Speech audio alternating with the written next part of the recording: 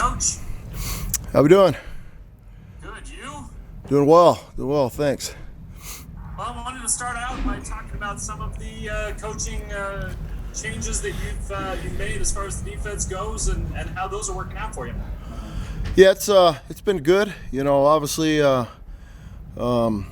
newest thing and really the newest position, the guy that's learning the most right now is Preston Hadley, moving from the secondary over to the front. But he's been with me, and it's been good to have him. You know, he's a smart coach, intelligent, picking everything up, but also just giving us a little bit more opportunity to focus on specific position groups. You know, for all these years and all the other places that I've been, I've always had a GA just coaching the whole front. And it's a lot of work. There's a lot of guys that are doing different things. You know, with all the different fronts that we have, there's so many things.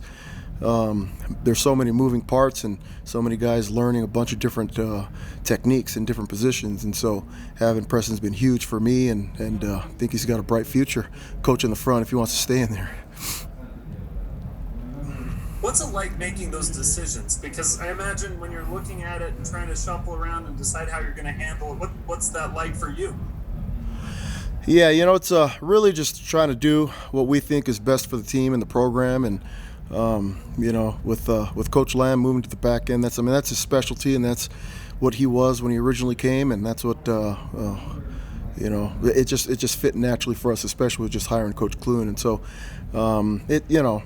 really the focus has just been on the kids and doing what's best for them and putting guys in the right seats, or the guys that there was a time in my career where I had never coached on defense before, and Kalani asked me to stay with him and coach on the defensive line, and he put trust in me, and it's been a good learning experience for me. And you know, obviously now everybody probably didn't know that I ever coached on offense, and I'm a front guy. But you know, when you make those kind of changes, there's always a year one, there's always a step one, and right now that's where we're at right now with at least Coach Hadley learning that. And you know, it's really good for him, good for me too, because I'm having to reteach and detail. You know, there's a lot of times I just kind of carry all the stuff in my head and I know what's going on, but I got to reteach and detail. You know, all the things, moving parts that's going on. And I actually took Coach Hadley with me for 3 days down to visit with one of my D-line mentors, and he was able to learn from him, which is huge. He was training D-line guys there, so we went down to Florida. You know, all work, obviously, all work, and down in Miami, no time for the beach. But we went down and we spent 3 days down there with Pete Jenkins, who's a close friend of mine and a D-line mentor, D-line guru, and you know, around this time he trains NFL players. Those players pay him to come down and train with them, and we were able to come and sit in meetings and watch and listen. And we happened to be down there the same week that the D-line coach from Alabama, D-line coach from Georgia, from Arkansas, from Kentucky, were all down there. You know, and they're all I guess you would say just from the Pete Jenkins tree. And so I can consider myself a Pete Jenkins disciple as well. And now you know, proudly, Coach Hadley can do the same. And so there's a lot of good things going on as far as just different coaches learning different things, having another coach that's been a coordinator a bunch of different places. And I don't know if you guys knew this, but Coach Clune coached me too. So Kalani coached me when I was on offense, and when I moved over and played backer for a spring, Coach Clune was my coach. And so having a mentor, a good friend, as well as just a guy that's been a coordinator, and we've got a lot of coordinator experience in our room, and obviously always having Kalani with us is huge. And so the movement of the coaches has been good to shake us up and you know, change things up for us, to just refresh things and move things around. But getting that full-time position on the defensive side, you know, I'd never really realized how much we were missing out. We always felt like we were doing a good job with 4 coaches and kind of battling, and wanted the offense to have those 6 coaches so they can be successful. But having 5 coaches on our side has been refreshing, and I'm really happy with the way that it's going right now. Coach, that was a good answer. You answered most of my questions, but I still have a couple. Hey, I noticed Kevin Clune is from Monterey. Does that mean you can get us on at Pebble Beach? Man, that guy has no pull anywhere. Unfortunately, he knows where all the good spots are to eat. You know what? He's not even a golfer. It's weird. He's one of the guys on the defensive staff that's not a golfer. I think he's just trying to do that, to spite everybody else. All the other coaches that are saying, okay, I'm giving up my playing career and I'm going to start playing a little bit more golf. Clune's on the opposite end of the spectrum there. Seriously, I want to just ask you about, you got to replace Kairos and Zagda and Bracknell Bakri. Who has kind of caught your eye after a couple practices, and how are you going to kind of move on from those guys? Yeah, shoot, I've got a lot of bodies, a lot of able bodies. They're all young.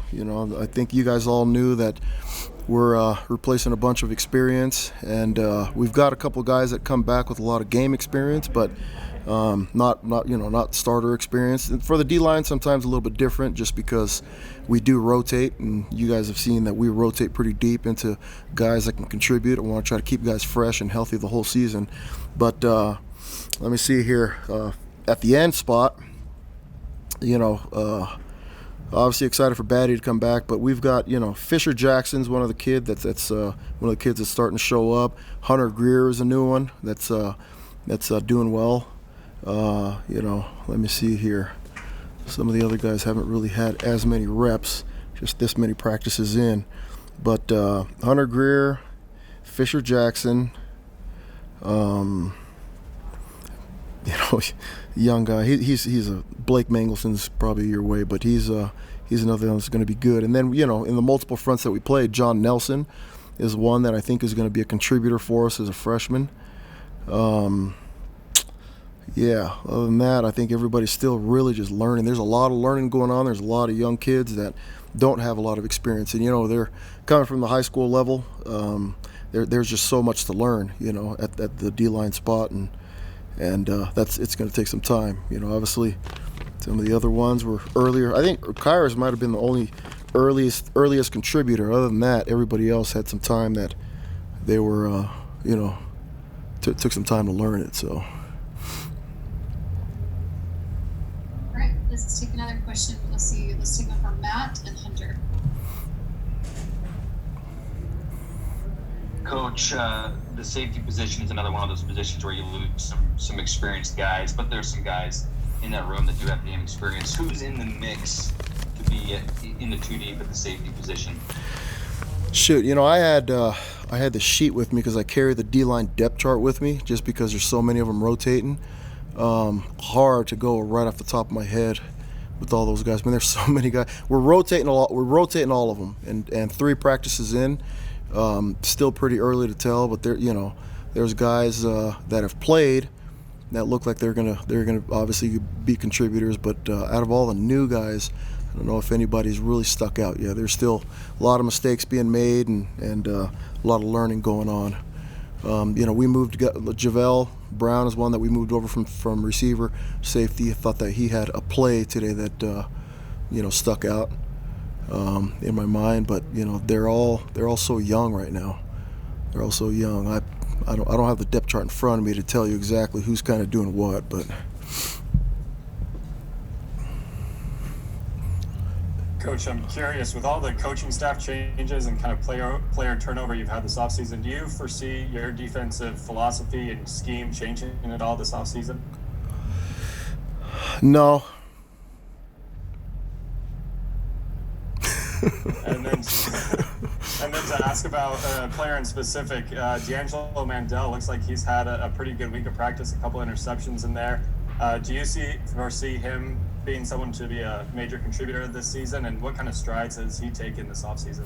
Yeah, D'Lo's done a good job. He's always worked hard. He's always had a couple of kids that have been competing with him in front of him, and he's always played for us and taken snaps. But I think right now, just the way that he's confidently moving around and how strong he is in the weight room, as well as just understanding what he's doing, starting to look like a guy that can certainly compete for a starting spot and maybe be the guy. And so we're really hoping that this is the year that he takes that step forward. And so you guys have all probably talked to Kalani as well as Coach Lamb about our recruiting philosophy, and sometimes the type of kids that you recruit may take a little bit more time, but it's about this year, at least for D'Lo and Isaiah Heron that you really start to see big difference. It was about the same with Chris Wilcox. Chris Wilcox year 3 was a huge one for him, and so hoping we can start to see dividends pay for all those young kids that we've taken, developmental corners. D'Lo's definitely one of them. Thanks, Coach. All right, I think that's actually all the time we have, so thanks for joining us. All right, thank you.